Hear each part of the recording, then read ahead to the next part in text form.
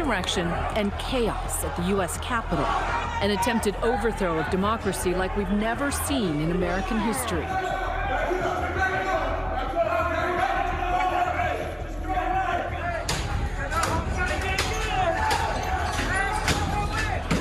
They broke the glass? Sheer terror as lawmakers duck and cover. While a violent pro-Trump mob stormed the seat of the U.S. government. It's a horrifying day for America. Bloodshed, mob violence, fear among the people's elected representatives doing the people's business that they might be killed. Tear gas wafting through the chamber of the House of Representatives. It could not have been a greater contrast and a greater tragedy for that Constitution. Shots fired inside the House chamber. I don't know if that's a fire. Doors and windows bashed in. Truly no words to describe the scene happening behind me here as Trump supporters have taken over the West Lawn here. All this happening as the U.S. Congress is supposed to be certifying President-elect Joe Biden's victory. Threatening the safety of duly elected officials, it's not protest, it's insurrection. When the day dawned in D.C., the nation expected a very different kind of drama to play out. Today was supposed to be one of those days in the democratic process that we don't even notice. This is the verdict of our people. And then the Congress counts them. By mid-morning, thousands of Trump supporters were gathering for a Save America march, not far from the White House, there to protest President Trump's November election defeat, just 14 days before Joe Biden's inauguration. Trump's family appeared first, drumming up the crowd with incendiary rhetoric. This is Donald Trump's Republican Party. We are in this fight to the bitter end. We are going to take our country back. At noon, the president took the stage, further fueling the fire of anger and dissent. We will never give up. We will never concede. It doesn't happen. You don't concede when there's theft involved. He called on Congress to reject the election results, an election he lost by 7 million votes, but continues to call rigged despite no evidence. We're going to walk down anyone you want, but I think right here we're going to walk down to the Capitol. You'll never take back our country with weakness. You have to show strength, and you have to be strong.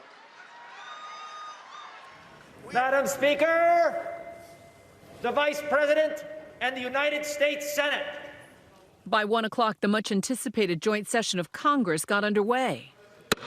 When we got to the state of Arizona, a Republican member of Congress named Paul Gosar stood up to object. That objection forcing the House and Senate to separate and debate. Over on the Senate side, Majority Leader Mitch McConnell bluntly confronting his Republican colleagues. The voters, the courts, and the states have all spoken. If we overrule them, it would damage our republic forever. As debate continued inside, outside, President Trump supporters arriving, and the mood distinctly changes. Stop the steal! Stop the steal! Demonstrators soon climbing the walls and scaffolding, violently confronting law enforcement. It was clear that the crowd was intent on causing harm to our officers by deploying chemical irritants on police. While inside, the vice president was whisked away by the Secret Service. As the mob moved in, the entire Capitol went into lockdown. But protesters were already inside, some carrying Confederate flags. Law enforcement was no match for the sheer size of the invasion. Officers forced to retreat. In the House chamber, lawmakers huddled in the balcony as armed security barricaded the door. At one point, shots fired. A protester hit. She eventually dies. They brought out a woman on a stretcher, rushed her inside. We did see blood gushing. And there's now smoke coming from over by the House gallery. For hours, while his supporters rampaged through the Capitol, breaking onto the Senate floor, into Nancy Pelosi's office, the president said nothing. By 4 o'clock, President-elect Biden publicly called on Trump to stop the mob. I call on President Trump to go on national television now to fulfill his oath and defend the Constitution and demand an end to this siege. Just minutes later, Trump released a video statement full of lies about the election. I know your pain. I know you're hurt. We had an election that was stolen from us, but you have to go home now. We have to have peace. So go home. We love you. You're very special. We love you. You are special.